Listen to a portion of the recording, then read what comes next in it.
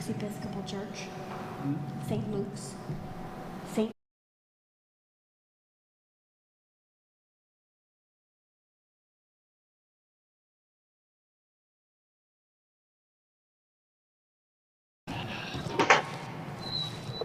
Did they say because of COVID? I was wondering when they said that masks and social distancing and singing, it's kind of hard to keep those together and still make it work. You know? It's too bad. I think they probably just didn't want to take the chance. Yes. Oh, she may be just getting signed on. Sometimes it pops up that way. I think they're with Ginger. Yep. Oh, there they go. She's off now.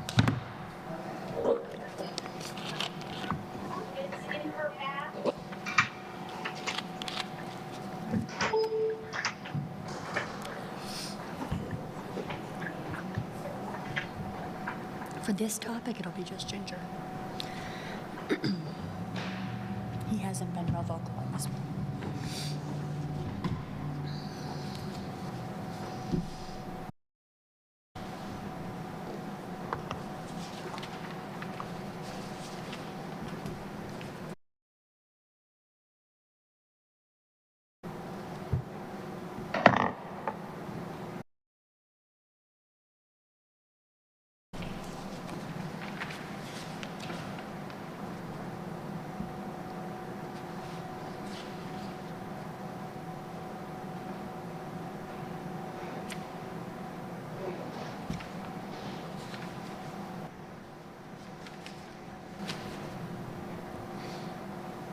Do you remember Debbie ordered that exercise bike?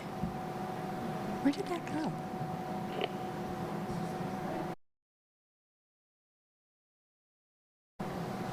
And just looking up there, I was like,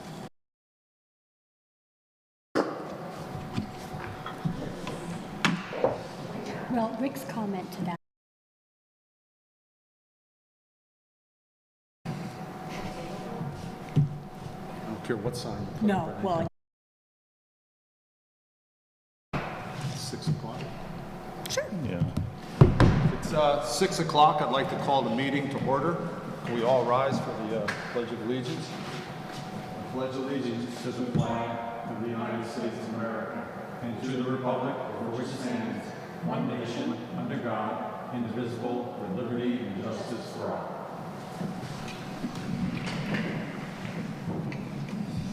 I'd like to welcome everyone to our November 18th Select Board meeting. Those here and those in our virtual world. Amy, do you have everybody's name that you need off of the screen there? All right, great. There's a small change to the agenda. St. Luke's Episcopal Church has taken back their request to use the green. Another activity that's fallen to the COVID epidemic that we're living through right now. So that's going to be taken off the agenda. Number 4 on there. The first item that we will do is the approval of our minutes from November 4th meeting. I would entertain a motion to approve those minutes. I'll make a motion to approve the November 4th, 2020 Select Board meeting minutes. I'll second. Lee Gustafson's the motion. Lee Dakin's the second. Any changes, corrections from any of the board members or anyone regarding the minutes? I have none. I have none. None at this time. I thought Jeff was going to be here. He may try to get on via Zoom, but might not make it. All right, okay. All right, all those in favor of approving the minutes as written, please say aye. Aye. Aye. Aye. Anybody opposed? Minutes approved as written. Next item on the agenda is citizens' comments. If there's someone here that would like to speak to the board regarding an issue that is not on our agenda, now would be the time to do so. We don't have any citizens here in at the town hall. Is there anyone that would like to speak to us regarding any issues in the virtual world? Well, I guess I would. Go ahead, Lee. I was very happy to see the note that Julie sent about the old business from last meeting. And I did notice that the no parking sign next to the Jiffy Mart lane going north on 103 was still there. So I just wanted to remind us all that it's not being paid attention to. Thank you, Lee. Anyone else for any comments? And no answers from previous meetings? No questions or answers, no? All right, we'll go on to the next item, which is old business. Julie, can you take us through our old business list? I can. So the trucks by Jiffy Mart, that was something you had brought up at the last meeting. I have reached out to Mark Pickering from District 2 regarding the trucks. I have not heard back other than that he will assess the situation and get back to me. So I'll give it a little bit longer and Sure. follow back up with him. But I do know he said he would look at that.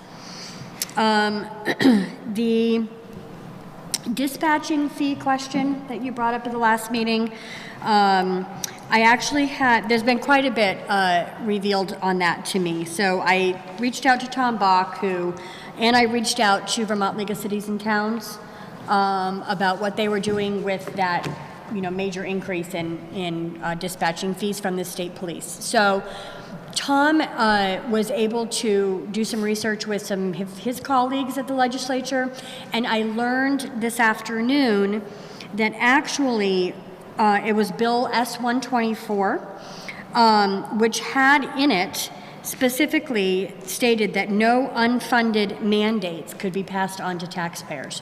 So that email that was sent out in August, we never got a follow-up to that, but actually those fees are not being assessed to us. So it was a really good thing that we reached out, because we never heard anything further from the Division of Public Safety telling us that those fees were not actually taking place. So they are going to be discussing it again in the legislative session starting in January, but as of right now, we do not need to budget those funds for 2021. So are they still doing the dispatching for They're us? still doing dispatching, yes. The dispatching is still taking place. But they wanted those fees for the state police because, in all fairness, we don't pay anything, Right. Directly from the town. And so they went one extreme to the other extreme, So there's not an argument that that division of the state needs to be reimbursed somehow. But the bill that was passed put forth that it's an unfunded mandate. You're not going to put that onto the property tax, is basically what that said. So they are figuring out how to fund it through other means. But it cannot be funded through property tax, so it cannot come back to the towns to figure out how to pay for that. So Was that the original way that they had planned on doing it, though? that I don't know the history of the bill and how it transformed throughout session, but the end result was You could they change it. can't pass that on to us. Julie? Yeah.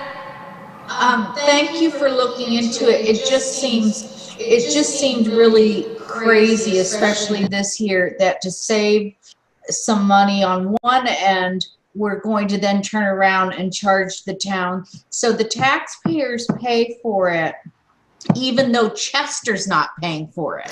So I just want to say that. So it's just shifting. It seemed to me last meeting that it was just shifting from one pocket to the other. And I'm glad you looked into it, and we can go forward not putting it in the budget.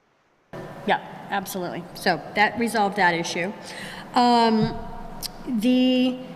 Regarding the police policies, that was a discussion at the last meeting.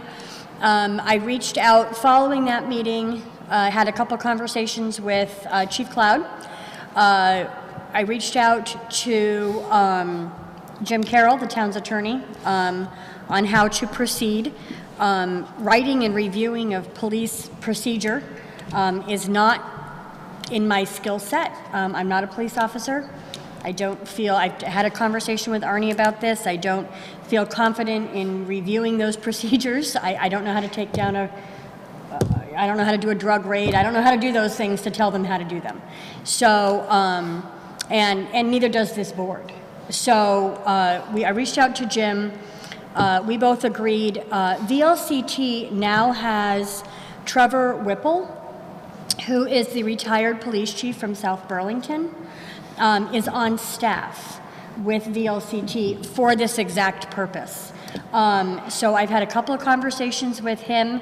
We are sending up all of the procedures and policies for the police department to Trevor. He is going to review them all, make sure they are in compliance, that they're following best practices as they are now. We'll make any recommendations. Are we missing anything? All of that. He'll do a complete review. Because it's through the league and we are members of the league, that comes with no charge to the town. So I'll be sending him up that stuff this week. And I think for our first run through, that is the safest way for the town to proceed. And Jim agreed with that as well. So. Did they give you a time frame on it, Julie? No, he's not. He just finished reviewing another town. So he felt he could get right to it.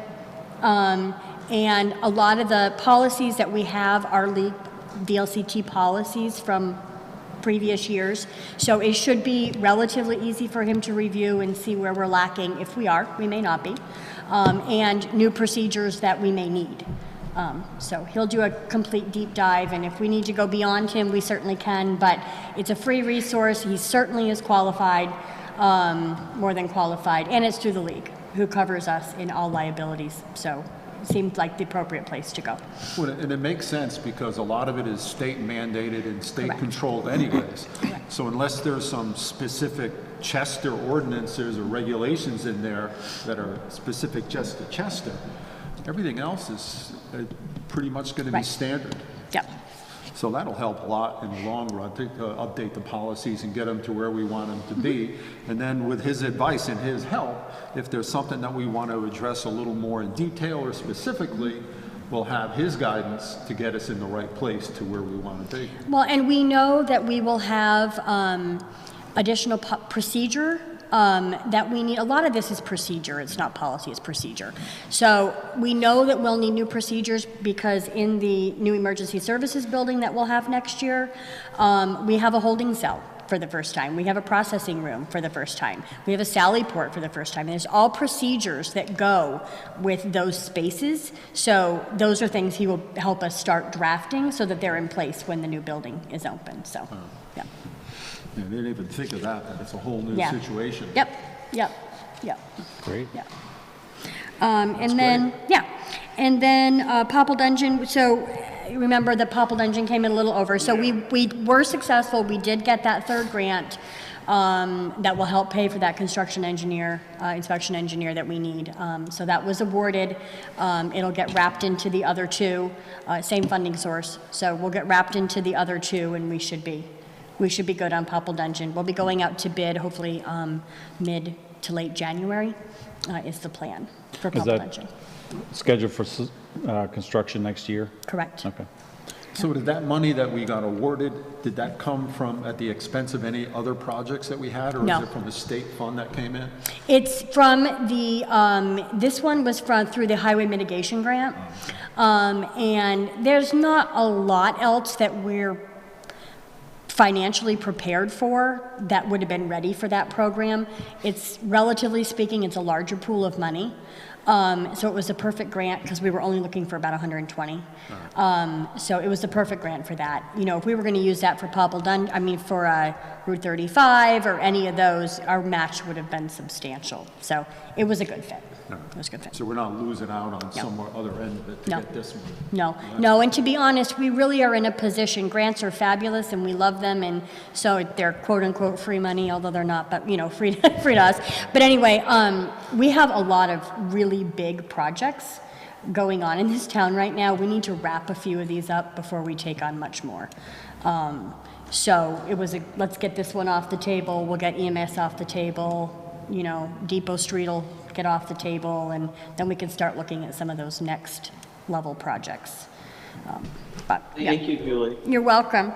And then lastly, acoustic panels. We met with Atomic Pro Audio. Again, actually, they were here today. Unfortunately, the gentleman that I have been working with on this project passed away suddenly last week. Very tragic story, young man. Anyway, so the owner of Atomic came down today to get his eyes on the space because he hadn't been down here. And through discussions and walking around, we came up with maybe some ideas that we like better. Will involve acoustic panels on the ceiling. I really don't want them on the wall. We agreed it doesn't come in great colors, and I want to avoid wall space. But he talked about the windows, heavily about the windows, and said, you can avoid so many panels if you get acoustic window treatments, which we're going to need anyways if we're going to do night performances here and in the future. So we're going to kind of look at things from a slightly different spin. And kind of see if we can do acoustic panels, but not as many, and do some acoustic treatments in other attractive ways. I just, looking at the options, Amy and I looked at the options for panels for the walls, and I'm not sure I'm comfortable with having them on the walls. And when he was here and looked at it, he's like, I see exactly what you're talking about. So we're going to look at some other things first. We're going to take it slow. We're going to do acoustic panels on the ceiling first and try to get some window treatments in. And then if we need to add more down the road, we'll add more down the road. His comment was, as soon as you get them up on the ceiling, you're going to instantly already notice a huge difference. So once they're up, his comment was, you can always add more. You can't really take away without damaging the space.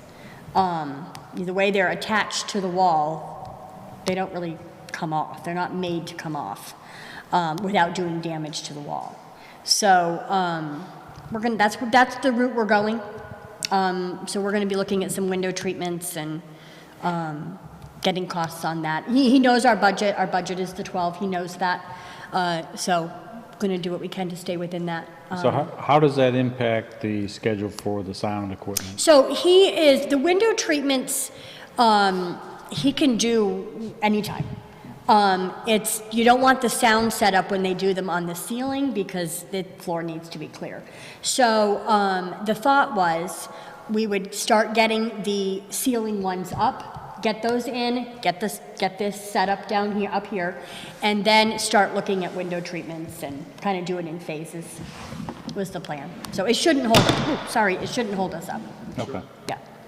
And I tell you, the window treatments, besides the acoustic values, there might be some insulating values, I would think also. I would imagine. As saving some energy for heating this space also. Yeah. Well, he's going to look into some acoustic shades. We talked about curtains, which obviously would have more acoustic value, but then they would cover up the architecture of our windows. So he believes they make acoustic shades and is going to kind of look into that. So, yeah. Great. Okay, that's all I have. Sad about the gentleman, that's for sure. Yeah, it was It's too bad. quite a shock. Yep. Anything else, Joe? That's it. When does our sidewalk project start? So right now we are in right-of-way clearance with V-Trans, which can take a few months. We were hoping to maybe go out to bid in January, early February. I'm not sure if that will happen. If we are not able to go out to bid by mid to end February, we will probably push the project a year. I don't want to bid sidewalk construction in April because we won't get good prices. So it would be worth it to delay a year if we need to. So it's just going to depend on when we get through right-of-way clearance with V-Trans. Better off, I think, taking our time and doing it right. And getting the best cost we can, as an expensive project. Yep, absolutely. Because this is a big ticket item for sure. Yep, yep. Anything else on old business? No, I'm good. Any board members have anything on old business?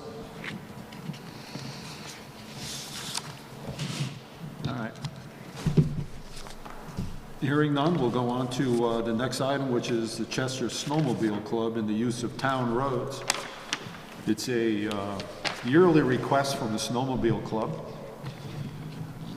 who do a great job for the town as far as maintaining the trails and the club itself and all the volunteers that do everything. And in the wintertime, when the snow is agreeing with us and the weather's right, it brings a lot of people into town, and it helps our economy, and it helps our the recreation of our town too. So this year they're asking for road permissions for 300 yards of Smokeshire Road from the Fourth Bridge north to the Snowmobile Bridge, Marks Drive from Les Allen's property to the far end of the road, Blue Hill Road from the end of Ken Getter's Field across the town bridge into Vales Field at a distance of about 120 yards or so, across the turn around on Old Forge Road. I don't know where Old Forge Road is, do you? No. Most of these I know. I don't know where Old Forge is. Well, whatever. 80 feet of Ethan Allen Road just past Malfunction Junction. We're moving off the road for about 100 yards. 120 feet of Nudist Camp Road at the start of Williams Road and all of Williams Road. I think Old Forge Road is Old Stage Road. It's actually off of Ethan Allen. Oh, Is it okay, out there? I was wrong. There you Yeah, go. so Ethan Allen It's goes part up of and that it whole route forks. over there. Okay. They're asking permission Okay. for that area of town and stuff. So I would entertain a motion to grant those permissions And to authorize me to sign the form. and authorize Julie to sign the form. So moved. So moved. Oh, sorry. Heather, you want to second it? I'd love to. Thank you, Arnie. Lee Gustafson's the motion and Heather is the seconder. Is there any discussion on this? Any questions, concerns? I think it's great that they do it, and I just want to concur with what you had said, Arnie. It's a really fantastic club, and they have a lot of members, not only local, but from down country also. And they're known for the maintenance of the trails, and it's volunteers that do it, and they're out all hours of the night and day doing what they do with their machines to maintain all this stuff, and it's pretty amazing. It's quite the effort, and I appreciate all the work that they do for this town.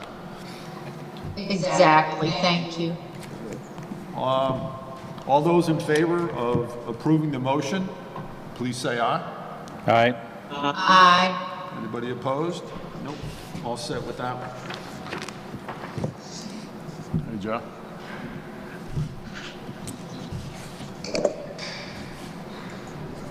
Next item on our agenda is our wayfinding plan.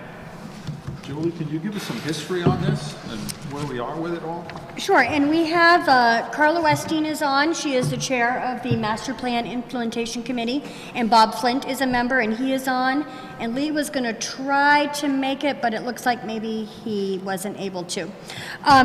So the wayfinding plan was an initiative that came out of the master plan, which was completed a couple years ago.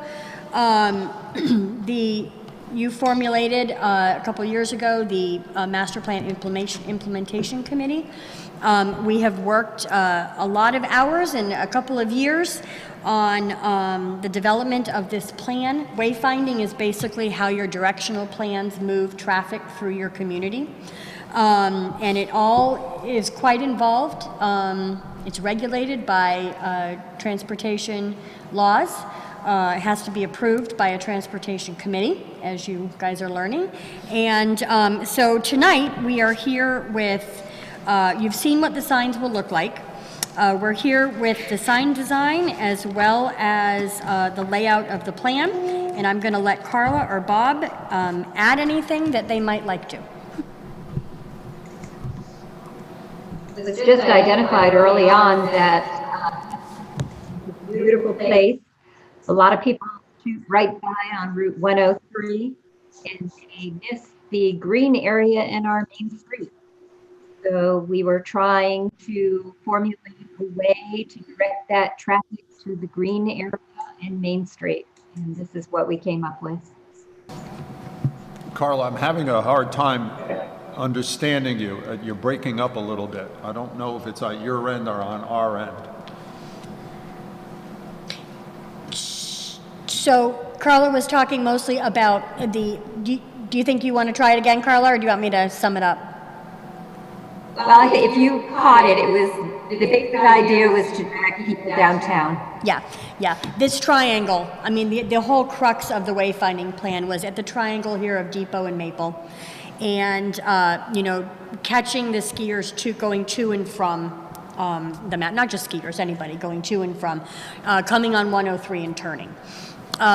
So the whole gist behind the wayfinding plan was trying to find a way to, instead of people going straight at that corner, getting them to take that right and see that we have a village this way. And so that's what the gist was that started this, the need for this, and just drawing people into the village from all directions. But that right? the plan itself. So, Go ahead, Bob. Go ahead. thank you. And you guys hear me okay? Yes. Okay. This is weird, by the way. So just the missing piece to all of this and the linkage is that this spun out of the Better Connections plan that the community did with a community committee that the board appointed 2-3 years ago. And one of the key elements of that plan was what you're seeing tonight, the wayfinding signage plan, because the whole point was to try and connect the Stone Village to the Depot to the Green. And once people get to Chester, how do you make sure they see the important things in the core area of Chester? So that's kind of been a constant through the Better Connections plan, and certainly as a part of this wayfinding plan. And echoing what Carla said, I think the committee has been very considerate of signage location, signage design, and trying to make sure it's tasteful and consistent with Chester and what its image is, as well as being useful to visitors. Looking through all the different examples and stuff, when they were superimposed on the locations that they're going to be, they're very attractive signs. It really works well, it seems. You went through a lot of work to get to the point where you have everything spelled out exactly where it was going to go, what's going on, and the locations, and the design on it and stuff. It's a lot of work from the committee, and it's very well appreciated for all the work that you guys done as far as this wayfinding plan goes. So when it starts off, do we have a plan that we're going to be doing a certain ones in the beginning? Is it going to be phased in? Because I mean, this is quite an extensive plan, and there's a lot of different signs all over the place. But is it broken down into like phases to the project, or how does it work from this point on?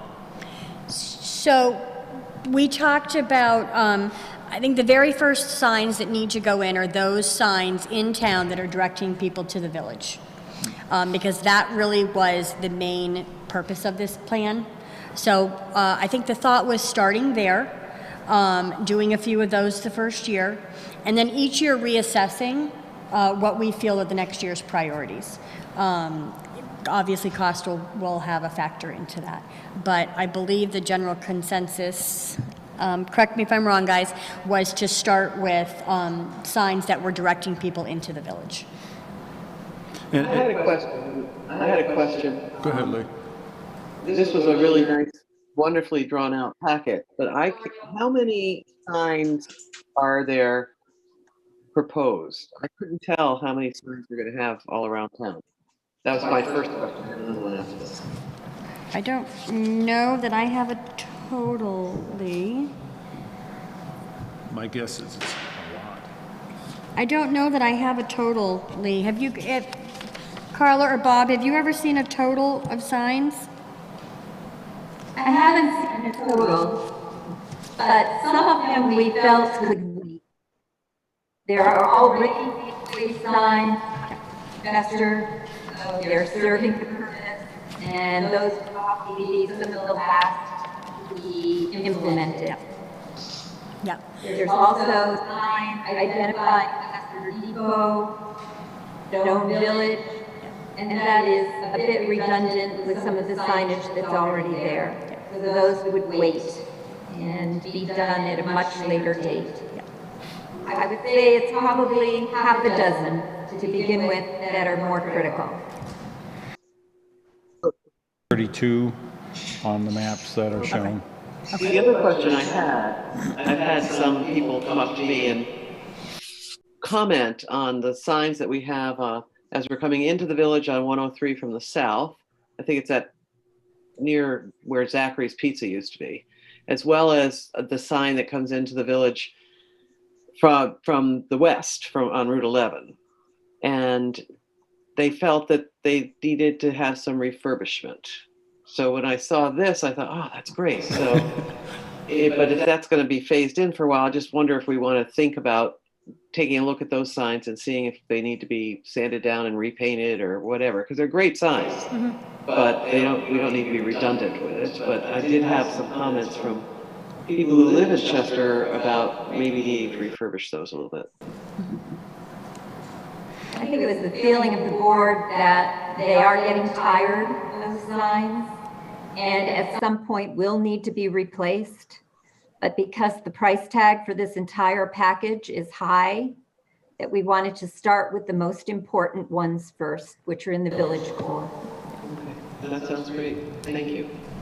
So I had a question, and it may not be applicable for a while, but on page 23, there's the Village Green sign that shows parking, and it would be right at the junction of School Street and the Common. And so the question I have is, we have people who are going the wrong way on that road quite a bit, and this sign indicates that parking is that way. And I was thinking an easy fix might be to make that arrow a U-shape so that people are directed to go up to the other end of the green and then come back down. I know that's probably not one of the first signs to go in, but it just seems to me that it could be confusing for people who aren't familiar with that area of town to see a sign that says parking, but then one way you can't enter that particular street. I would hope that as we move along in the process, that when we do get to the points where we're going to be having signs put up or, considered, we'll go through it again. Sure, just to yeah, make no, sure it's- just the thought I had as I was looking at it. And Carla, is the group going to stay together over the years coming to help the process along, like for next year, to see what other signs are going to be going up, or what are the needs, or, just to guide the town as far as what to do with all these signs? Because I see this as being a long-range project. Originally, it was intended to be that. The select board in 2018 appointed 9 people to serve on the committee, and the terms were staggered. 3 were appointed for 1 year, 3 were appointed for 2 years, 3 were appointed for 3 years. No reappointments have been made. So unfortunately, there are only 2 active members still appointed, which would be Bob Flint and Julie Hantz. All the other members, their terms have expired. And in the case of Rick Paterno, he's moved away and resigned his position from the board. So it'd really be up to the board, your board, whether or not you felt there was a need to have the implementation going forward. So it'll be on a future agenda for you to Okay. talk about. I would hope that some of the people that were involved in this process would still be on board in the future. I mean, you have all the experience and the knowledge that goes with it and stuff, and I think that knowledge and experience would be well valued in the process going forward. And Julie just stated that we will have this on a future agenda to try to correct our mistake that we did by not reappointing and staying on top of the situation as far as the committee goes, and I apologize for that. I think Bob had a question or a Well, comment. go ahead, Bob. Chair? Yes. Just a comment. So in our service region, Chester, Windsor, and Springfield have all gone through this process, the Better Connections Grant Program. So in 2 of the communities, Chester and Springfield, committees have continued to work even after the plan was completed. What we're talking about tonight is kind of a spin-off of that plan. In Springfield's case, for what it's worth, it was never an officially appointed committee by the board with terms and so forth. The committee was simply considered advisory. That group has continued to meet and has continued to advise town government. you may or may not want to consider having this be an ad hoc committee that is advisory rather than an official town committee that's appointed. That's obviously up to the members of the board. I'm just giving you perspective on what Springfield has done. Thank you, Bob. Any other questions or concerns from board members? Well, I'd like to thank you all again for all the work that you've done to get us to this point, and I think the signs are going to be a welcome addition to the town as far as getting people to realize where they're going or where they should be going. And we'll have it on a future agenda to hopefully revitalize the committee to keep us guiding us forward in the work that there is to do regarding the wayfinding plan. And thank yous again for all that help. So I need a motion from you guys approving this plan. Okay. So It's what a great undertaking. where is it? So we need a motion from the select board to approve this plan and authorize submission to the Transportation Information Council. So moved. So moved. Second. Let the ladies have it. So Lee Gustafson's the motion, and I think it was Heather that was the second on that. Any further discussion? I made a motion and I seconded it. No, I get confused because I hear voices coming from everywhere here. Fair enough. So who made the motion? I think Heather did. Heather actually. made the motion, and who was the Lee second? Dakin. Lee Dakin. Dakin. Lee was the second. Any further discussion on this, please?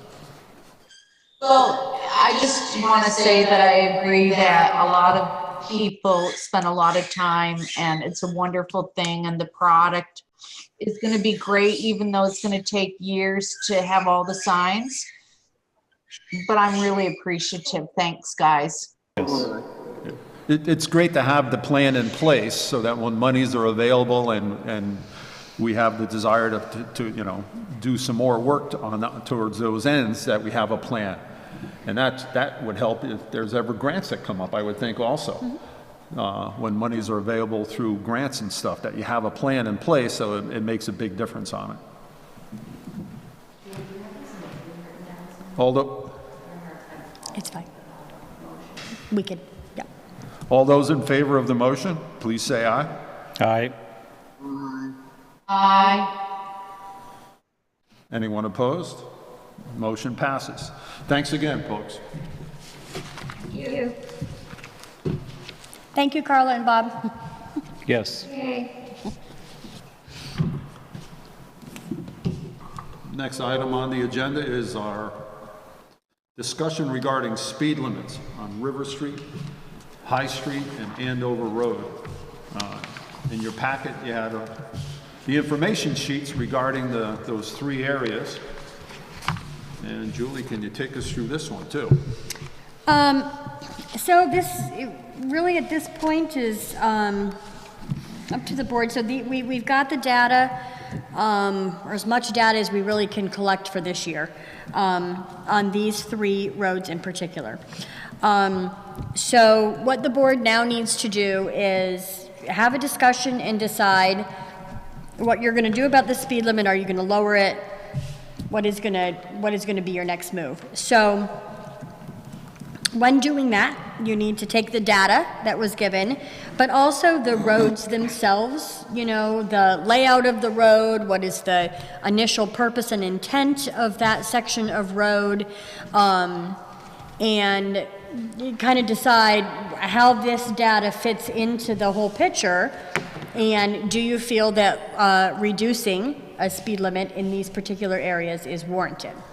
So that is just a discussion that the board needs to have, and I would just take it one road at a time. So, do you know specifics? I noticed that they called out the 85th percentile. Is that just a particular magic number? So I'm looking at the speed study, High Street, and the River Street one is the same, but Okay. basically it says, in the second box down, posted speed limit, average speed, 85th percentile. So what this is telling me is that 85% of the traffic was going the speed limit or less, roughly. So for High Street, it looks like most people are going the speed limit. Well, let's stay with what you're saying. Let's look at High Street. We'll get Arnie to And clarify. that way it'll apply to all of them too. But I Right. see what you're saying. Exactly what do those numbers mean? Arnie, can you ask who that iPad is? Whoever is on his iPad needs to mute themselves and identify yourself. Sorry. Is there a person that's behind that Mute iPad? them. Yep. Because we're getting some feedback and a Go lot of ahead. strange noises from that. Go ahead and mute them. It's not yours, Ginger, it's a different one. Go ahead and mute them, Amy.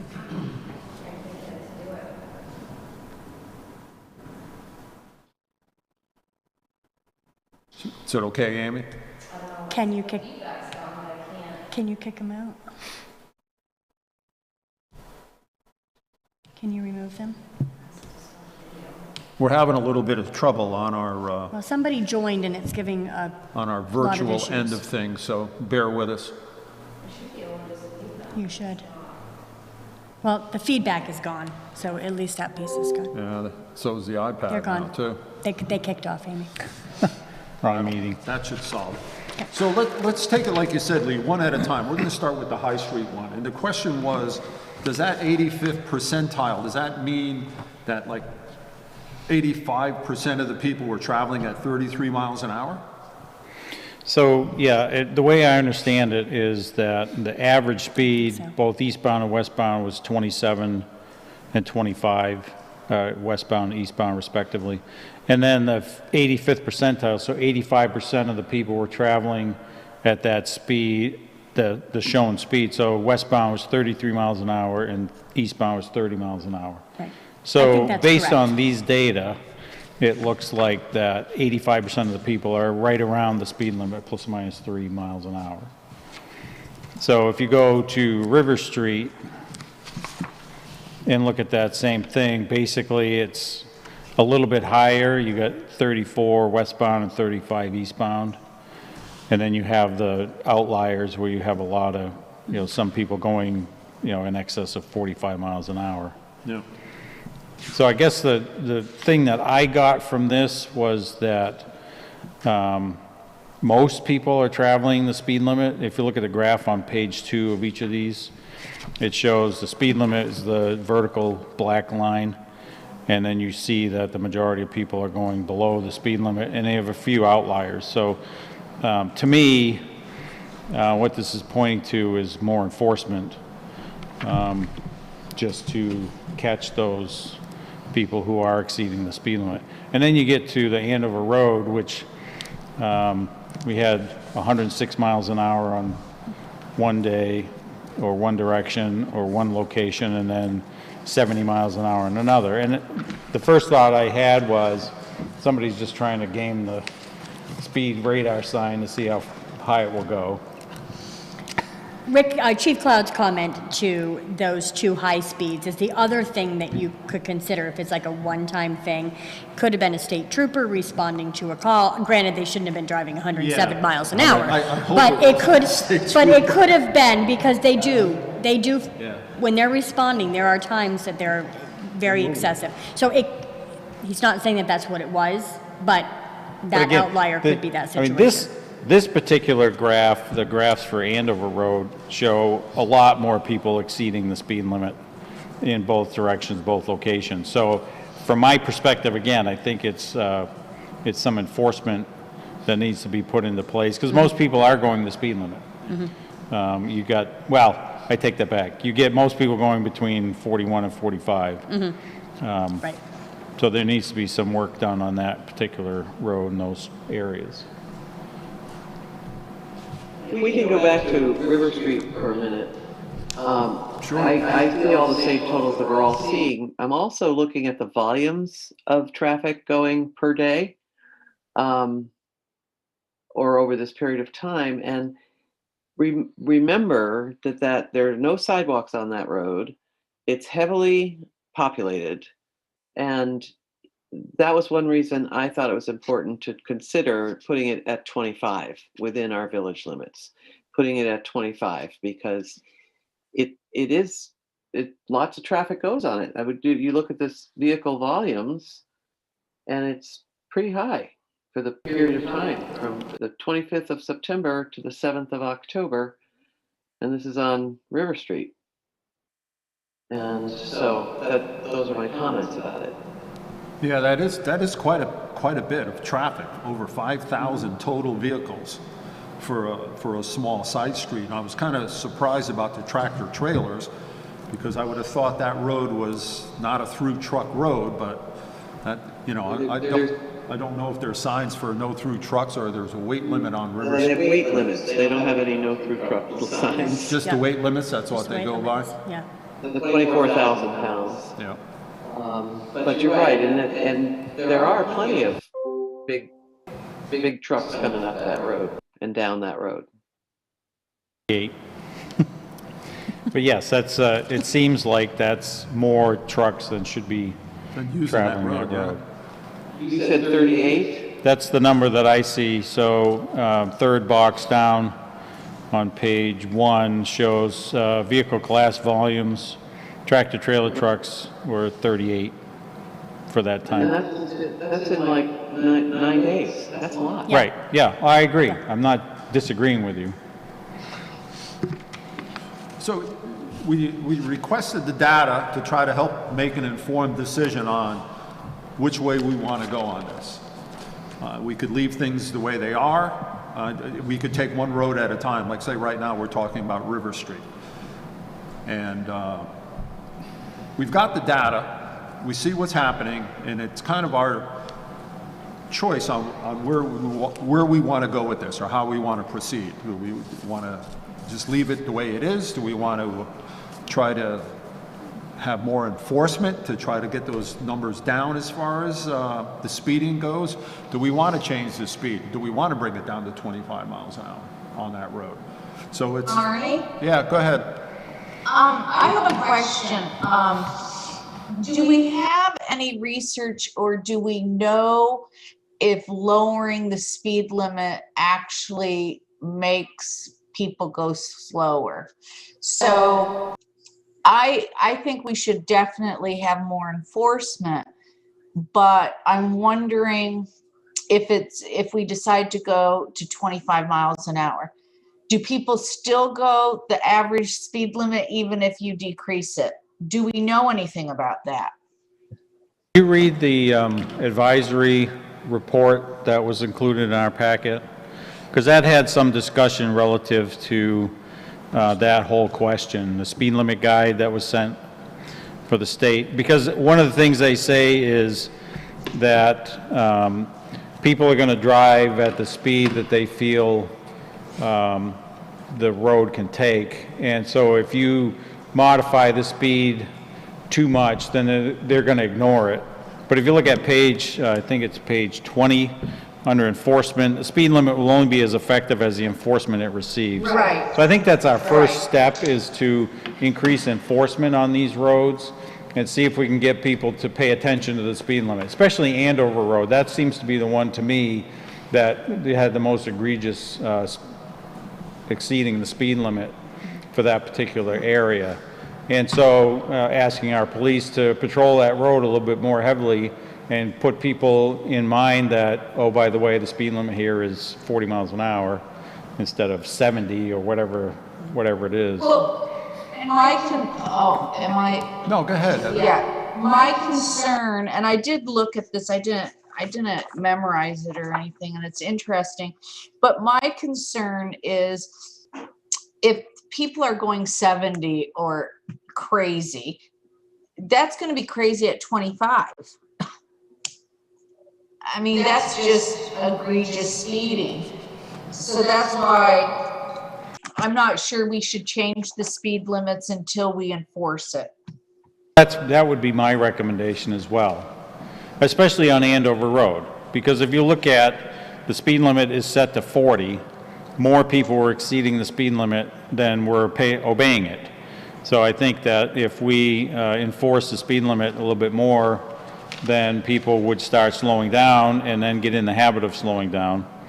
And again, I think you got to throw the outliers out. So you have, a number of vehicles that are going over 50 miles an hour, one at 70 and one at 106. Obviously that's not a everyday occurrence. Hopefully it's not everyday occurrence.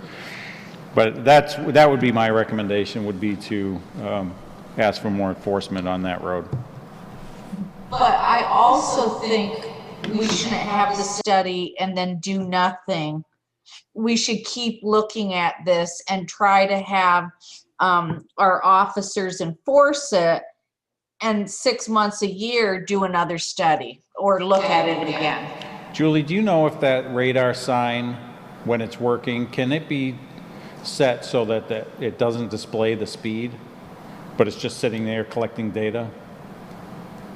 I don't know, but I can certainly find out. Because it would be interesting to see, because I'm guessing that some people see signs like, oh, let's see how fast we can go. That might be part of what we're seeing with these high speed limits. And if we can adjust for that, that might be useful. I'll ask. And to the same token, sometimes signs like that make people slow up. Yes. They do realize Yeah, it, that's But you're true. right, if it didn't display any information at all, it might take it out of the picture altogether and Right. just collect data. Yeah, because the rubber strips, people just ignore it unless you know why there's two. Right. If it's one, it's just a count. If it's two, they're collecting speed data. Yeah. So people tend to ignore that. Well, and do we feel as if the permanent signs that we put up around town are helping to decrease speed? Rick has indicated yes. Yeah, So that's another tool that we could have a few more of those. I think they definitely have an impact on people, because a lot of times I'm traveling off of Lover's Lane onto Main Street, and the people come into town, and even if they're tooling along, they hit that sign and they slow up. The brake lights come on, and the brake lights usually don't come on until they're closer to that sign, and they finally realize that they're in a 25 zone. So anecdotally, I think they work. I do too. So if we choose not to do anything at this point, I think, Heather, you had a good idea there, that we do revisit it in 6 months when the weather's better. We talk to the police department to see if we can get some more enforcement out in these areas that they're having the issues. And after the enforcement, and after the weather is better in the springtime, and things have calmed down with the winter, that we get the information again and see if anything has changed or anything has happened. Excuse me, Arnie, I would like to ask a question and make a comment. Yeah, sure, Ginger, go ahead. I will respectfully disagree with taking that action, because I feel like the data that was collected on Andover Road specifically was collected at a time when it was the low tourist time. It was in the middle of stick season, and the number of cars that go by on this road is significantly reduced during that time.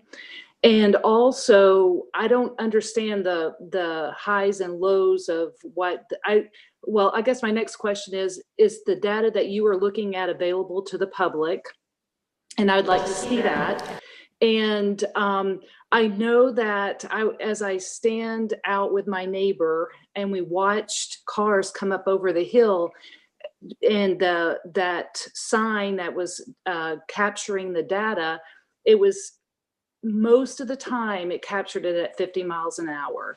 And if the speed limit is reduced, and then cars, and it's posted, they will, if they're going to be egregious about it, maybe they would be less egregious about it.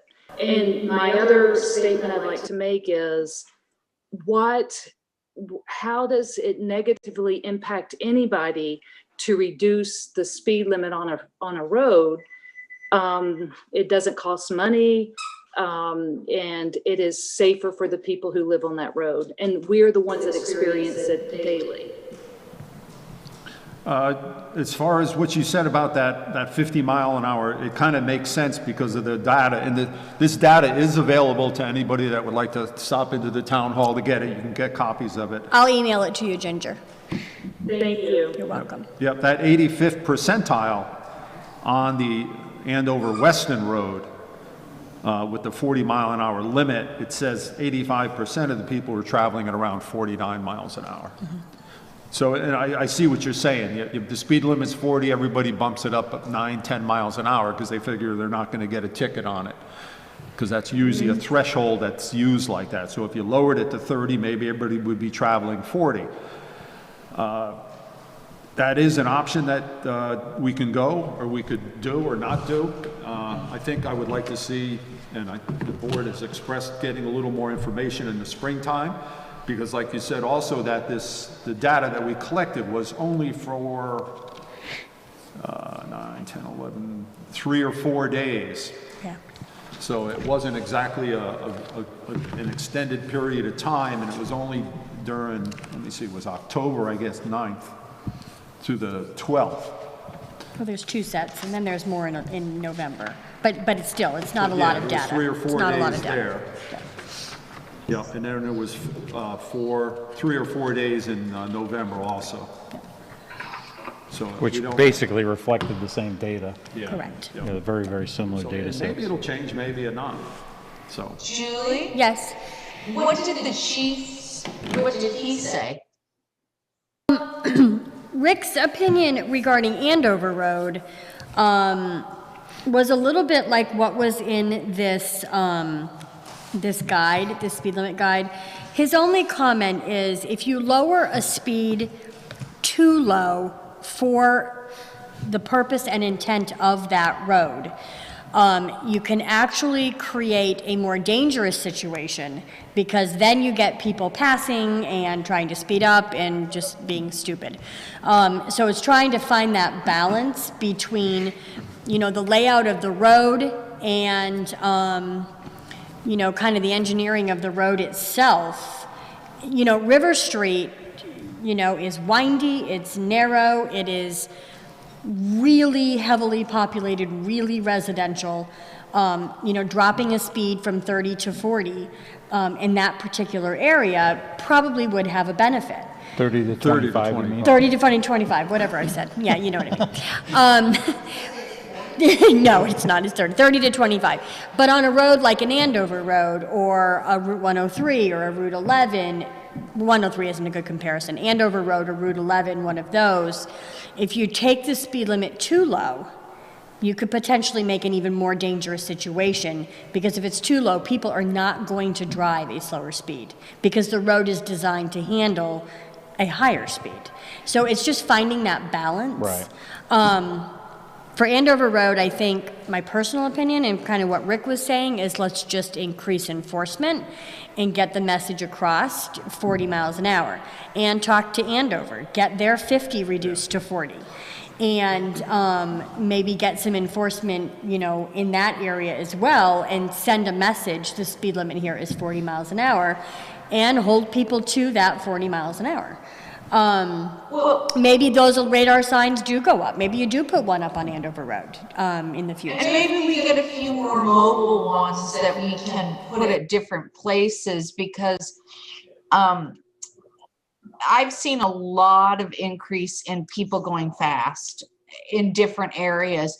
So these are not the only ones, but you know, so another sign or two that we could move around and just get more serious about enforcement, not just on these roads, but all around town, I think would be really useful. Well, and, you know, the police department, you know, the restrictions have been lifted. They're allowed to make routine traffic stops, you know, for speeding and such. And so, you know, as we've talked about at previous meetings, they are back out there. Each officer is dedicating so many hours per shift to just run radar as much as possible. You know, they do get called off, but as much as possible. And we do have a new part-timer that is coming on that will be dedicated to only speed enforcement. It'll be in an extra shift. And so, but it's going to take time because when people knew that police officers couldn't make stops, they took advantage of that, and new bad habits formed. And so, you know, it's going to take a while to get that out there. So I do know those portable signs, I think, are quite expensive. Like $15,000 or $20,000 expensive. Really? Yes, they're Wow. quite expensive, but we can certainly look into, I can get some costs from Rick on, you know, see what we can cost compare, see if we can find something that we could get out that could help with, you know, the officers as well. I'd I'll like look to make into a it. recommendation if I could, and that is that in addition to the data that we collected, send out the speed limit guide that the state sent us so that people have the same information that we have. Yeah. And then secondly, in the spring, when it warms up in the traffic counting strips will not deteriorate because of the cold, we put out another set on Andover Road, or a couple sets, and just see what the data look like. And realistically, in order to make a wise decision, we should have a year's worth of data, so we have that complete cycle. I know it's a lot of data to collect, but I think that would, in addition to the enforcement, that will give us some additional information. I'm not suggesting we do it a whole year, but do it again in the spring. And then Ginger, if you have some recommendations as far as the best time that you think we should be collecting the data, let us know. I would like to say one thing based on the conversation. The data establishes that people drive up to 9 miles over the speed limit. And if that was in your neighborhood, you would experience the negative impact of that. I have experienced people passing me when I'm driving the speed 40 miles an hour, which means that they would have to be up to 60 to get around me. And if it were 30, maybe it would be if somebody was going to pass me, it would be at a lower speed limit. So I would like to respectfully disagree that we don't need to take any action now, because the speed on this road is real. All right, thank you, Ginger. So, Any other questions or concerns from any other board members or any other citizens? Yes, Ralph Falanga here. Go ahead, I Ron. live on Andover Road. And they come from up where Ginger lives, around that corner. They come flying down, and if I'm trying to back out of my driveway, I've been almost rear-ended several times, not to mention the beeping of the horns and all of the other nonsense that goes on with that. So the other comment I have is that it's not if, it's going to be when there's a tragic accident on that road in both directions. We have older people living on that road, and in fact, when they try to pull in their driveway, I've also seen them almost get hit. Cars are passing like crazy over there. There's just not enough time spent, I don't believe, on Andover Road. Number one, we only collected 3 or 4 days of data when we were expecting 2 weeks. This antiquated sign that we have certainly has to be replaced, and there should be at least 2 of them. So I think you got to dig deep into this budget and find out how we can make this happen. Is not the safety of our residents #1 priority for the town? I don't know. Right now, I'm not feeling it. I'm very disappointed and getting disgusted about it because we continue to see the speeding. As far as the outliers that you talked about, those are cars doing that. It's not state police, because I've seen them fly down that road in early morning, 1, 2 o'clock in the morning. I don't know if that antiquated sign you got captures time or anything like that. But, you know, if I sound a little angry, yes, I am. I'm disappointed and I'm disgusted. I do not think that the town of Chester or the police department at this point in time has the resources to correct this problem. Thank you. All right, thank you, Ralph. I have one question Go ahead, Lee. also. So, Mr. Falanga, my question is to you. When you say flying down the road, are you talking about coming from the Weston or the Both directions. both directions? Okay, good. I just wanted to clarify that. Not the Andover Road and down a bit from where we are. Ginger can attest to this because she's seen them come over this little rise and they're doing 50, 55, 60 miles an hour. So yeah, we definitely need more data.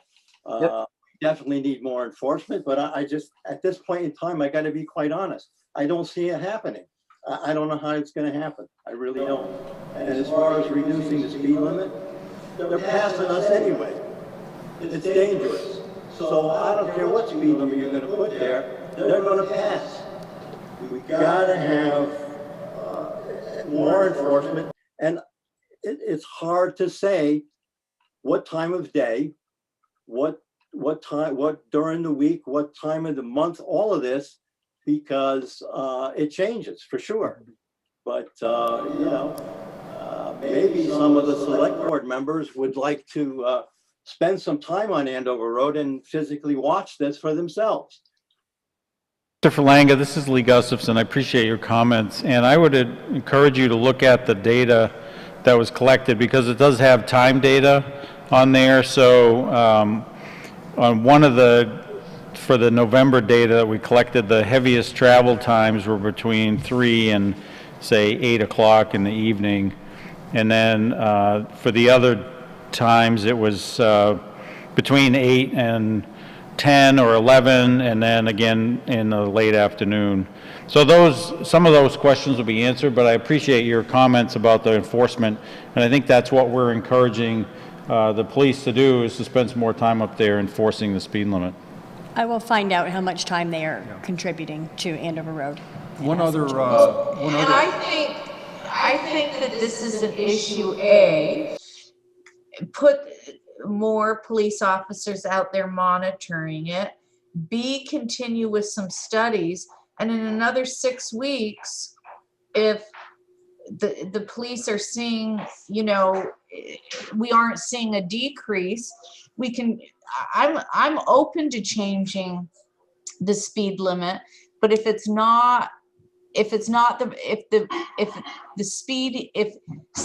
lowering the speed limit isn't necessarily going to produce better behavior, what I want is traffic to be safer and to go at a better speed. So I think that that's enforcement. So I appreciate your comments, and I don't want to drop the ball on this and not look at it again, but I do think that we have to start with some enforcement. That's just the way I think would benefit the best results, or produce the best results. I think a lot of it, we all are trying to get to the same place, which is trying to keep our citizens safe. The speed is a big part of it, and I think some of the points that were made on both sides are really important, and they're valued, and I think more data would help as far as making some judgments and choices that we have to do as far as the road goes itself. I think the enforcement part is a big part of it. Our police department is stretched depending on what's going on. They do the best they can. We've just taken on another part-timer that is going to be strictly for traffic control and traffic speed and things of that nature, so we'll be able to assign them out into those areas and try to change the attitudes of people that think it's fine to go flying down a small road at 50 or 60 miles an hour and not worrying about their neighbors like that. And I totally agree with you. If it was in front of my house, I would be totally very upset about what was happening, seeing cars go by 60, 70 miles an hour on a road where the limit is 40. And maybe it's that 10 mile an hour over the limit that we just assume is okay all the time that should start changing too. The speed limits are there for a reason, and if you can go over it at 10 miles an hour without impunity, maybe that whole attitude has to change. I think what we could do, and it seems like the consensus of the board, is to have more enforcement as much as we can and to get more data and revisit this again in the springtime probably is when it would be. Maybe get an update before then, depending on the enforcement end of it and stuff. Are there any other questions or concerns regarding this topic?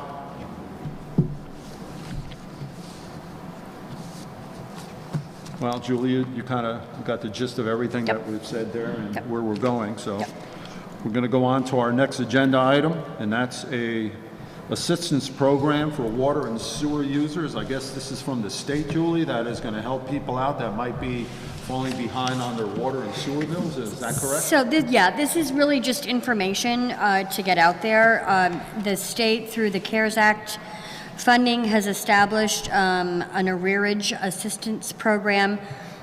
It's been in effect apparently for a while for electric bills, telephone bills, some of that kind of fuel. But they have now added water and wastewater, municipal water, wastewater bills.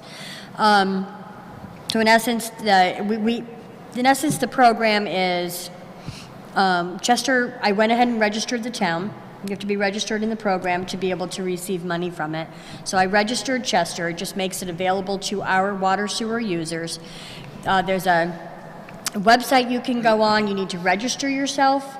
It would help pay bills for an invoice that was due after March 1st and is now 60 days overdue. There's a registration you have to fill out online. Then that gets sent through a portal to me, to where we have to verify, the town verifies the amount, that it is in fact delinquent, it is in fact Town of Chester debt. We approve it, and then the money for those bills comes directly to the town through the CARES Act funding. So it's brand new, just opened up the end of last week. Amy this week mailed out, we identified on our delinquent water sewer list all the people that, according to this list, would meet that criteria, sent out a flyer that the state had on how to take advantage of the program. That went out in the mail, I think, yesterday or Monday. So we're just trying to get the word out. This opportunity is available. Certainly if people take advantage, it helps get some of our delinquent bills paid, but more importantly, it might help people that have truly financially been impacted by COVID. Have we noticed an uptick in delinquencies since COVID? Not in taxes. Water and sewer collections, they're not super far behind, but they are far behind. They are farther behind. Tax delinquencies have a bigger, bigger consequence for not paying the water or sewer. And right now, the state of Vermont put a moratorium on shutoffs. So I can't do water sewer shutoffs right now because of delinquency. So it's not a debt that we can collect at this particular time. Are those sewer and water shutoffs also a seasonal thing? Do we not do them in the wintertime? No, you are allowed to do them in the winter. Really? You are allowed to do them in the winter. I don't know that we've ever actually had to shut somebody off. Usually by the time, because we accept payment arrangements with people. So we've been successful. We send notices out, but we can't do that right now. So I'm hoping those that are eligible to take care of this or to be part of this program, will do that. It's additional money. Yeah, we sent about 40 flyers. Okay, perfect. So about 40 people in town would be able to take advantage. Great. So that's more just information for you guys. Thank you. Well, it's good to have that resource out there for people, because it's struggling in these times with people's jobs affected and their livelihoods and stuff, and there's a lot of people hurting out there. Yep. One other thing that, on our last topic on the speed limits, I'm just, the item that Mr. Falanga brought up about crashes. Do we have crash data with the state? I was curious about that information too, about that whole area, to see if what that data shows for that too. Okay. Thank you. Yeah. Next item on our agenda is the 2021 general fund budget for our recreation department and our parks and cemetery.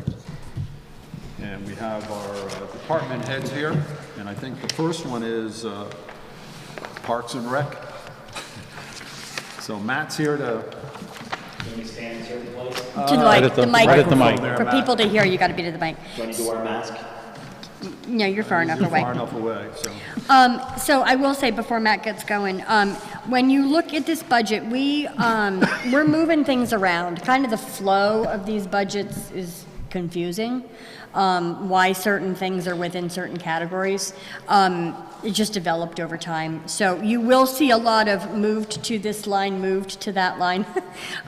We're just trying to get it so it makes a little more sense and a little more easily readable. So combining some programs and, all the baseball is now in a program and basketball's in one program, and instead of breaking it out so finite, but Matt can explain more, so. So Matt, would you like to give us a little rundown on this whole budget? Sure.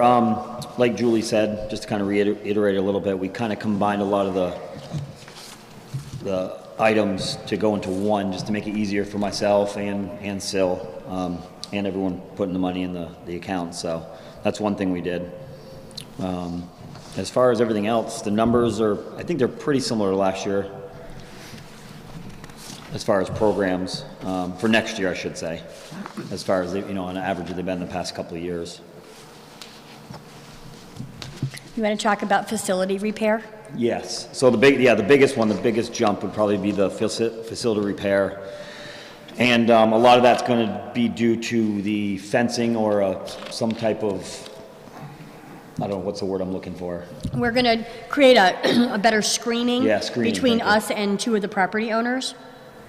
On Lovers Lane, we've had quite a few complaints. The Pinnacle, which is fabulous, is very heavily used. With the addition of the Frisbee golf, which is used a lot, those trails, we just have a phenomenal rec center. And it really is getting used. And it's creating some controversy with two of the abutting property owners. So this does include some extra screening for those property owners. We want to be good neighbors, so this will provide some good screening for them. That's what Are that's. these plantings or an actual fence? I think both. One Yeah, of I think them we've looked wants into both, yeah. one of them wants a fence, and the other one wants additional plantings. So. And we've done a lot of work, the town guys, Kirby and all those guys have done a lot of work with, making it look a little nicer with the parking and putting the, the gate up and everything else. So, it looks really good down there now, and I think the last thing to kind of appease is the fencing and the different trees. It's so. important to be good neighbors. Exactly. I mean, No, we want to be, yeah. And the usage has changed dramatically. We did start that, and knowing that we were going to continue it, we made that first initial assistance to try to screen some of that stuff off, but I thought we understood that it would be, it's not completed, it'll be continued. Yes. And the other big thing to go along with that is the facilities repair item is the skate park, just the safety of the skate park. Yep. Aesthetically, that needs a lot of work as well, just painting and stuff, and then just the safety part of new wood, new metal, and where it needs it, new screws where it needs it, stuff like that. So we had those applied. are the two big. So that's the facility repair. Right, that's a bulk of it, and then I put some in anyway, just for like little things around the rec area, and between Cobley and Lovers Lane, that just kind of every year stuff that has to get done. So. Yeah. Well, With we had buildings applied. We had applied for a grant to redo the skate park, which we did not get. It wasn't considered priority enough. So this is fixing those immediate things, and matte painting next summer. That's getting a lot of use these days. It does, actually. Just- When I first started here 8 years ago, the skate park was heavily used. Then it kind of took a lull in the slowed off for a middle, bit. and then I'd say in the past year, it's probably busier than it has been since I've started. And between bicycles, scooters now, and skateboards, it's pretty heavily used. So I'd like to kind of keep it up to par a little bit, Well, and there's some things on that skate park that are not safe. They're simply not safe. And I've been working on. That's what I've been doing this week, is kind of screwing in where it needs to be screwed and getting some of the metal. It's just a lot of it is the wood underneath is getting rotten. And when you put screws in, I'd say a third of the screws I tried to put in didn't hold, so you have to re-drill holes into the metal. So. How old is that park? And Was it, 15 years? 20? Steve I've been here Nelligan put that in when I first started here. So I've been here 15 years. I'm going on 16. I've been here 8, going on 9, and it was probably, I'd say at least 5 or 6 years before I started when Steve started that project. So. Yep. It's time, and we haven't really put much No. I into mean, it. It went in back and we then haven't it done was- much. Back then, I think it was volunteers and donations Yeah. that built that Yep. park. And we did, I mean, a few years ago, I actually don't remember exactly how many years, but the oil group that used to be at the high school came down and painted it, and it looked That's really right. nice. That's right. That's I right. don't think oil's at the school anymore. It might be called something different, but I'm not sure. But they painted it. It looked really nice, but it's kind of time for that again, you know? Yeah. Yeah. It's amazing how much use the Pinnacle gets. Yeah. Yep. It's like between all the facilities that are there, it really is hopping quite It is. often. It's in my backyard and I'm looking across there all the time and there's always something going on. It's a nice asset to have, It's, the town for sure. I agree. yes, it is. So how about the rest of the budget? Everything just pretty standard? Everything, Yeah, nothing yep. that- And, you know, besides us consolidating a few of the items, Yeah. I think everything's pretty basic and pretty much the same as before. How has COVID affected you this year? In the spring, it heavily affected me, just not having, we had to cancel all of baseball and softball Yeah. for the spring. Then once things kind of settled down a little bit, we got into the clinics, which we did like one-on-one clinics with kids, or families came and did clinics with me. We charge a minimal price just to get kids doing stuff. So I did kind of keep busy doing that with the kids, and I think kids stayed active between using the park and doing those type of things. I had some college kids come home and do some soccer. I ran baseball, basketball, then I had some other, some college kids helping me do those kind of things. So you have college kids coming around helping you? I did in the spring, yes. In the spring/summer, when they were home, they kind of helped out run some of those things, yeah. Yeah. That's something we do every year to some of the camps. Some of the Yeah, college yeah, kids I mean, come it's not back and anything help. different than any other year with them coming home and wanting to make a little money, so. Yeah. Try to utilize them a little bit. Any winter sports things? coming This up? year, right now, everything's on hold as far as rec. We are taking our signups because I think in the future we'll have something. I mean, honestly, I don't know right now, but I have got the okay to do, again, clinics, like one-on-one clinics with kids, or if like family members, if a family has 2 or 3 kids that want to come in at one time. Like one household can come in and do things, so, It's tough to have team sports. yep. It's tough to do anything. these Right. days. You know, to be honest, we've been outside. I've had another guy that's been helping me do like baseball clinics one-on-one, or with, families coming in and we've been doing that up until this week. I know we talked about one time in the budget, there was an expense for your vehicle and stuff. Right. Did we ever do a log thing, or did we? That's one thing that So- COVID probably so affected. maybe we- I did. maybe well, we don't want to hear it? I mean, I could give you the average. I did keep track, January, February, and it was roughly about 125 miles a week in those months. And then honestly, when COVID hit, and then the summer it kind of came back a little bit again because the pool was open, and just going to do my daily things, But as far as the whole year, I probably wouldn't take my total for the whole year. I mean, if you took an average for a week, it's probably safer to do than taking the whole year this year because of. I mean, we had no games for baseball or softball. That affects it Yeah. usually. So are we being fair? Is it working out? Is it happy, the reimbursement for the miles and stuff? Is it not too much? Is it too little? I mean, I'm perfectly fine where it's at. And, so. and in previous years, we have looked at this, and that's how we originally came up with that number, Okay. was an average of miles that we know, I mean, back to when Steve was here, Yeah. when Matt first started here. It was an average of miles. I don't think there's a lot of traveling that goes And it's into honestly the that. wear and tear on my truck. Yeah. I mean, it's huge. Yeah. Which is I mean, why throwing I'm stuff in asking it and to taking make it out was and- fair, whatever. Right. It really, your option is you pay a mileage expense or you buy him a vehicle. Right. It's one of. I mean, Can't you have a mileage reimbursement though, per mile? Really confusing, Heather, to start keeping track, because there is a lot of the Pinnacle to the town hall to the high school, back over to Springfield. I mean, it's a lot of 2 miles here, 3 miles there, 2 miles here. So to start getting into a real log, it's over experience in time that we have tried different things. So we found that an average, that's how we came up to that number several years ago. And was to an be honest, average. I don't see it I'm not asking for more in the future. You know what I mean? This is like a number. I'm good with it. If the town's good with it, I'm good with it. So. I was just curious if it was working out, had we gotten the data to see, if it was equitable and fair on both ends. Yeah. you know, on the town's end, that we're not overspending, and on your end, that, you know, we're Right. not beating the hell out of a vehicle that we don't have to maintain or do anything. I mean, Well, and this year, Matt started out, based on last year's discussions, keeping, you know, doing his best, but then COVID hit. So it's not a great year to try to do that It's a assessment. little, yeah, this year Right. hasn't, it's been a different year for Yeah. everything involved and Yeah. stuff. Yeah. Now, the miles is one thing. Insurance, you have your own insurance now. Does it have to have a rider because you're actually kind of working for the town? So I don't want to have like, if something I'm happens. not sure.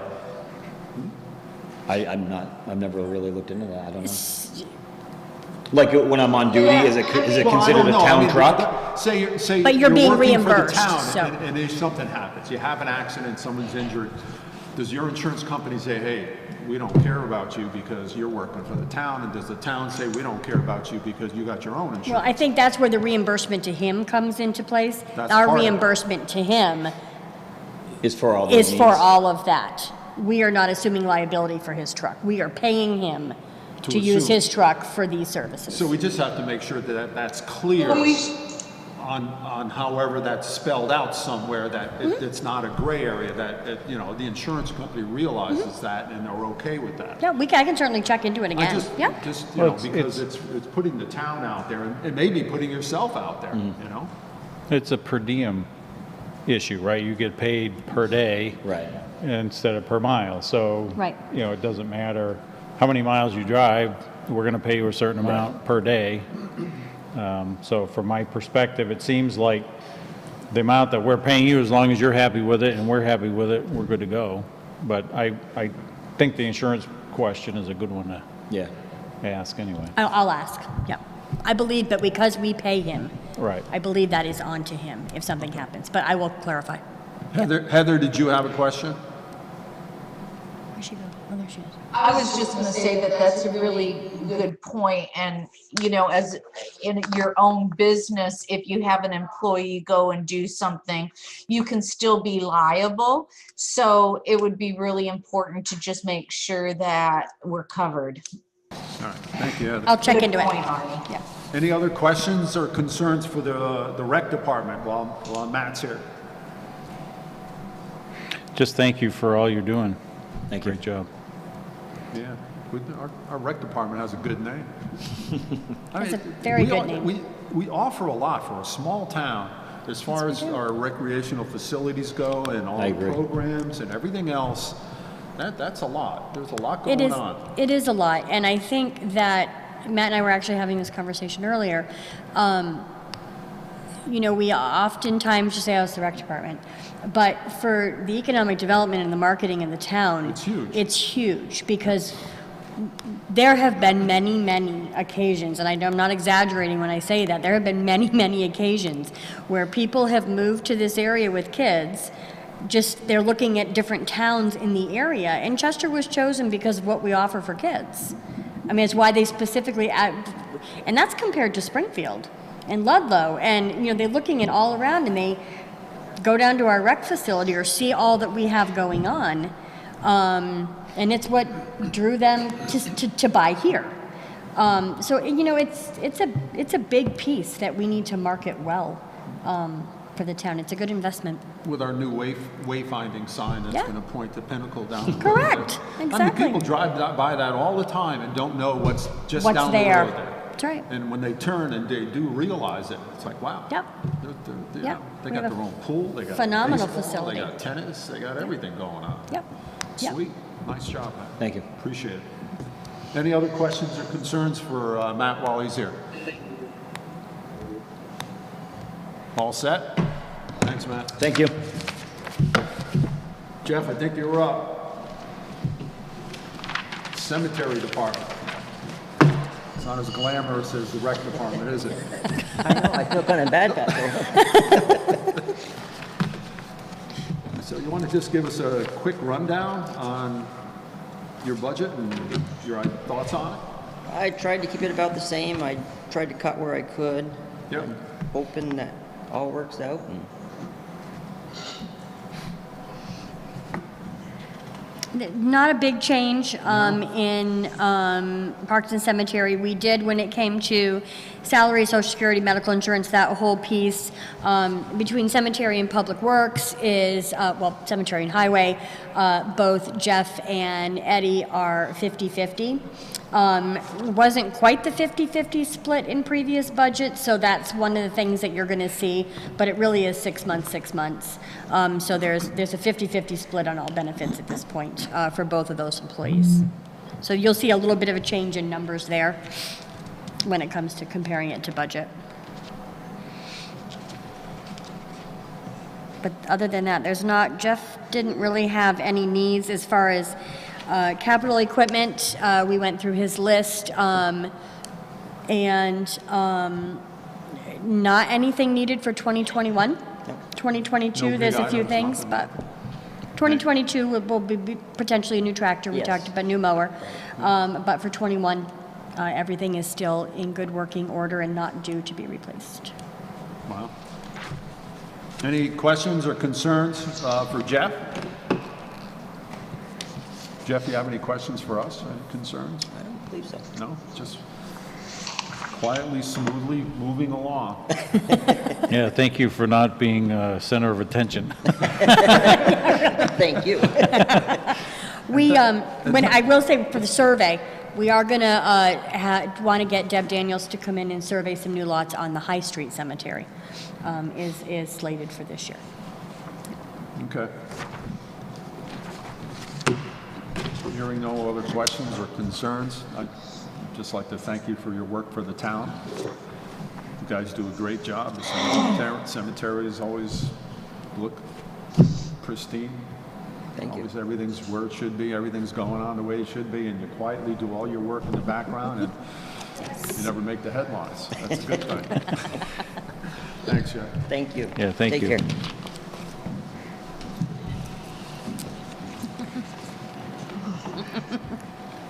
Public safety building. Julie, did you See you want to later, guys. speak on that? Yes, I apologize. I did not have this with the Public Safety Department when they were here last meeting. So this is brand new. This is a brand new department in the town. So a lot of these numbers are best estimates that we can come up with. So this is going to be a kind of a trial year, 6 months. So, and it may be, some of these expenses will be here this year, but they won't be here in future years. So on supplies, the floor mats, getting the toilet paper and paper towel dispensers that we use from, some of those types of things that are a one-time expense. We've included, again, electric usage. I've kind of based that. We kind of looked at what Highway Garage is paying now. It's a similar size space, and kind of took 6 months of that. That's, Russell had said that would be a good comparable space to use for electrical usage. Same thing for water sewer. We took what Highway is and upped it a little bit because you are going to have offices. Police offices are going to be over there now. So again, taking 6 months, an estimate. The hard one was fuel.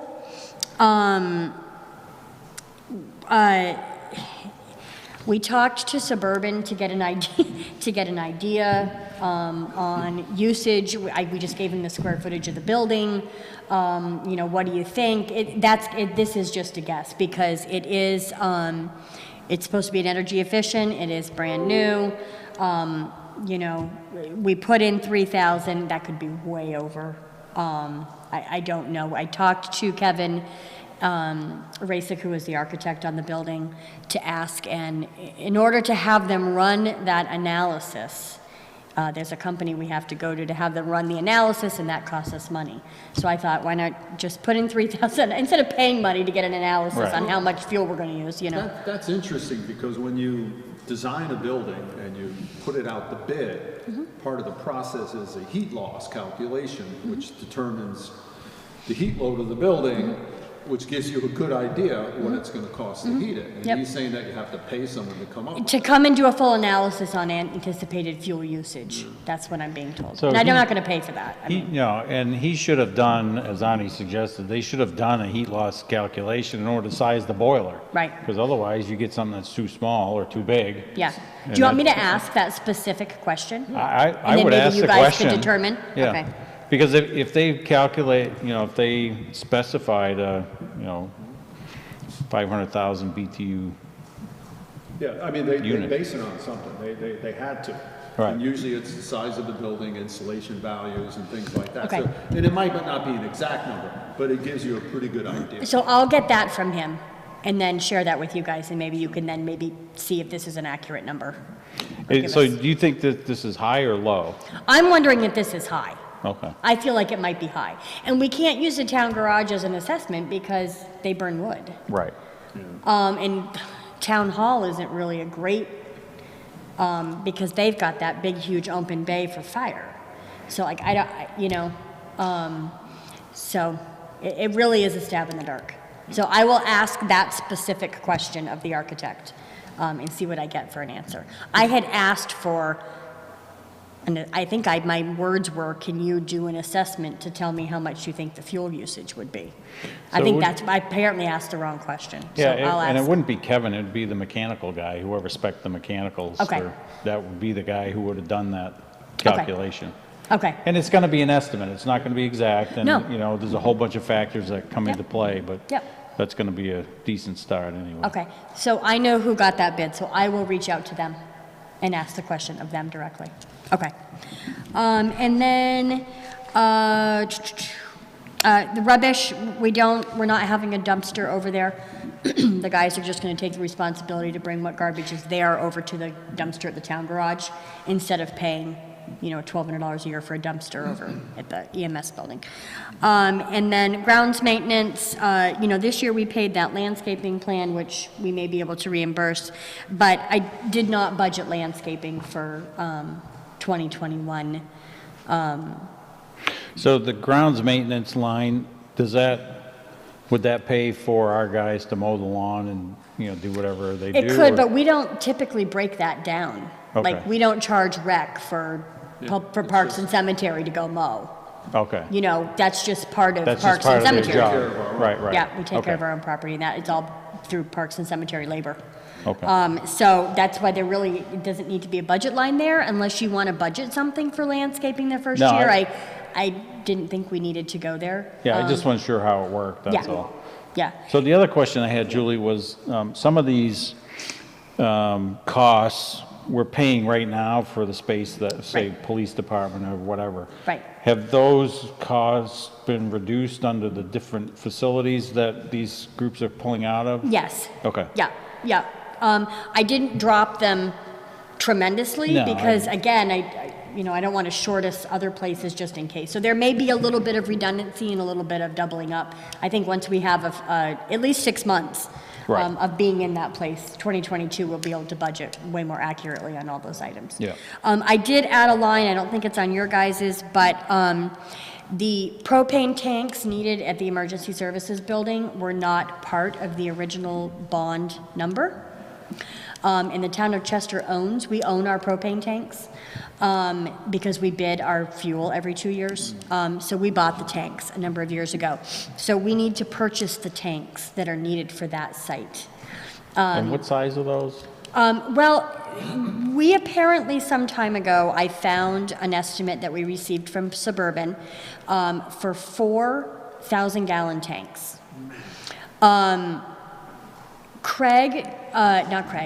Todd Davis, who is the project manager from Russell Construction, is going to double check everything. He's not sure that that's still what we need. Yeah, and this bid was a little old. So, and I'm not sure, you know, how it was generated, but he's going to be talking to somebody and figuring out what exactly the need is. And then I'm going to go out to bid on the tank size. We have enough local people between Suburban and Bart, and, you know, there's several of them around, and we'll get a bid, because that cost at the time was pretty significant. Because I remember during one of the meetings for the EMS building, we're talking about a 5,000 gallon tank, and it seemed like one tank at 5,000 gallons is just gonna be extraordinarily expensive because Right. it's not a standard size. Right. But if we only need like 2,000 gallons or whatever, that would make a lot more sense. Absolutely, absolutely, because this price is coming in over 20,000. And that same, Is this something? Oh, sorry. No, go ahead. Is this something Go ahead. that should be in the bidding process before when we had a building? When we did the whole building?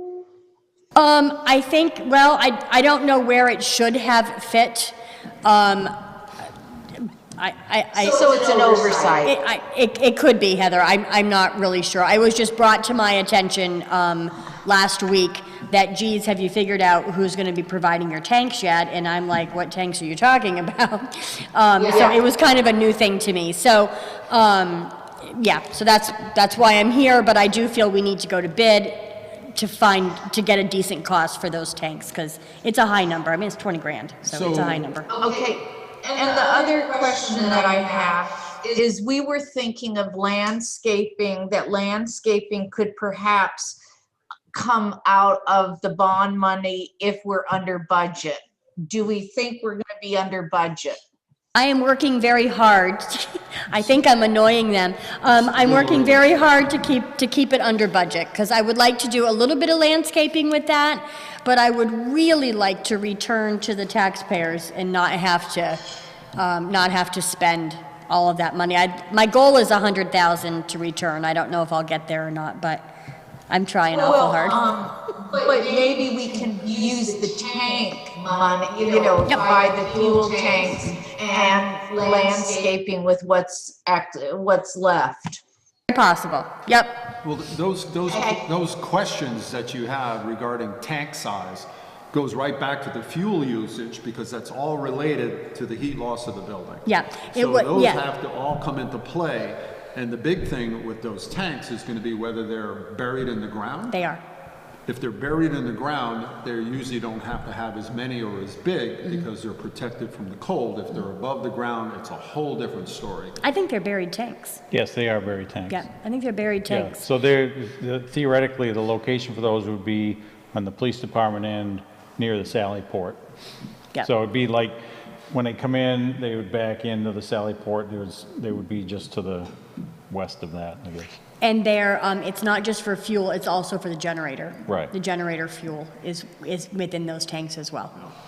Yeah. So that changes the Right. calculation a little bit, Right. because Right. you have to run a pretty serious generator for an extended period of time. Correct.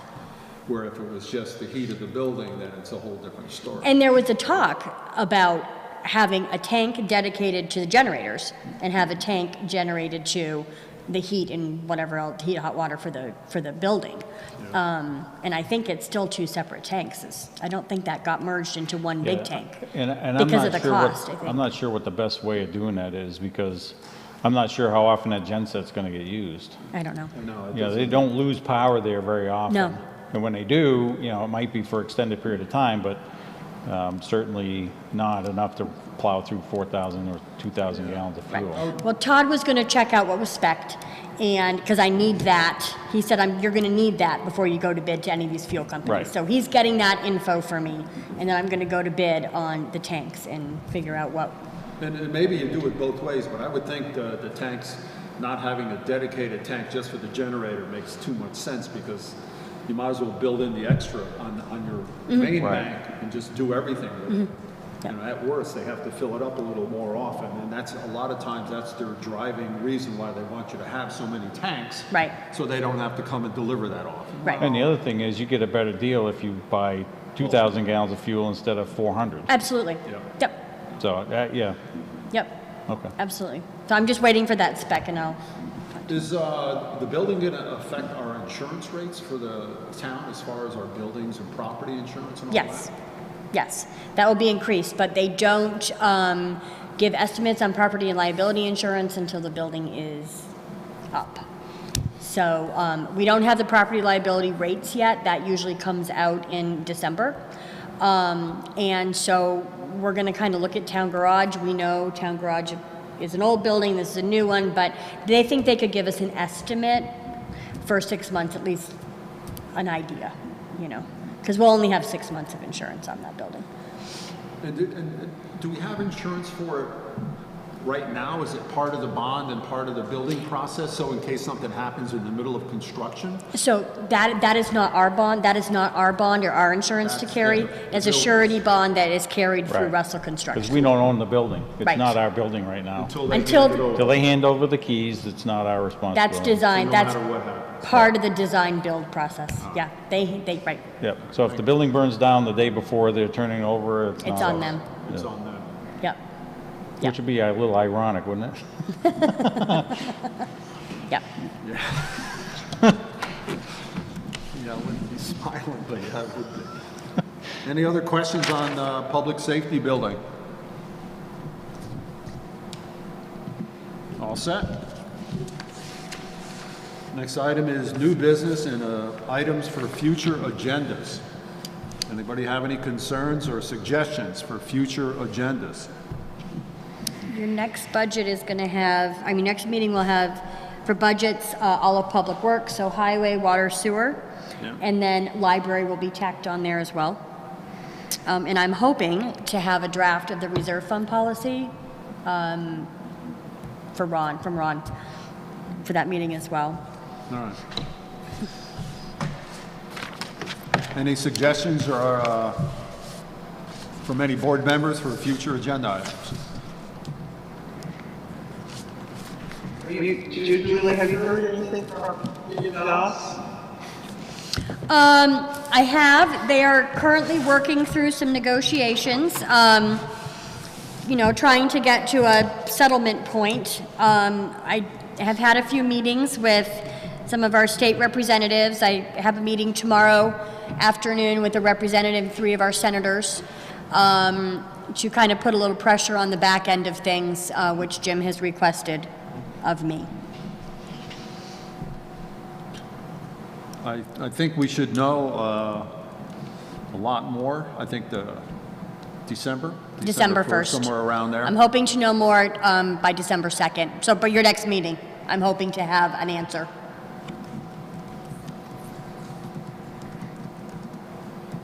Any other questions or ideas for future agenda items? It looks like this time of year, we're pretty knee-deep in the budget and all what that involves and stuff. Ralph Langen, and I do have a suggestion for a future agenda item. I think that we need to take a look at these private unauthorized junkyards around Chester. There's seems to be quite a few, and according to the ordinance, you're supposed to have, you can have no more than 4 cars, I guess, on your property.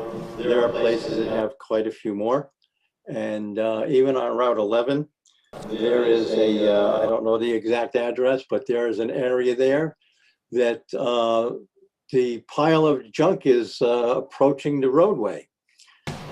There's another one that has lost count on how many cars and different trucks are there, which is close to the river on Andover Road. So all of those things could be leaking and whatnot. So there could be some issues, and yeah, I'd really like to see that on the agenda and get something happening on that. So I can address that. The town of Chester has been down a zoning administrator. Michael Norma had retired about 6 weeks ago. The Planning Commission, we advertised. The Planning Commission had 4 applicants, 3 of which were very qualified.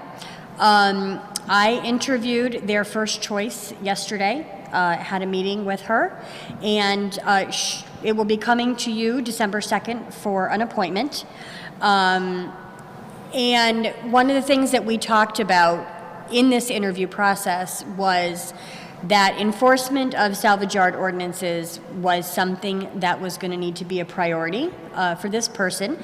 The select board at a recent meeting allocated additional funding. Part of the problem has been there weren't enough hours allocated to the ZA position to actually enforce anything. Hours were doubled, so this new person will be working 20 hours a week, which should give them a good amount of time for enforcement. I will also say that the lady that we are recommending for appointment is a retired attorney and brings quite a bit of knowledge with her on these types of issues. So we are hoping, Mr. Falanga, that very soon we will be getting some enforcement all over town for the salvage yard ordinance. Long overdue. Thank you, Mr. Falanga, for that comment. We've been dealing with these issues for a while, and it's like Julie was saying, it's always come down to the enforcement part of it. A few years ago, we actually redid some of our local ordinances regarding topics like you're speaking about, and we've got that part of it done, but when it came down to the enforcement, we've always been lacking on it, mainly because of money and man hours and time to do it. But we're heading in the right direction, and with this new appointment, hopefully we'll be able to address a lot of the concerns that people have regarding issues that you're speaking about, and it should be happening soon. Yeah. All right. Next item on the agenda, I would entertain a motion to adjourn. I'll make a motion to adjourn. Is there a second? I'll second. Thank you, Lee. All those in favor of adjourning, please say aye. Aye. Aye. Good night, everybody.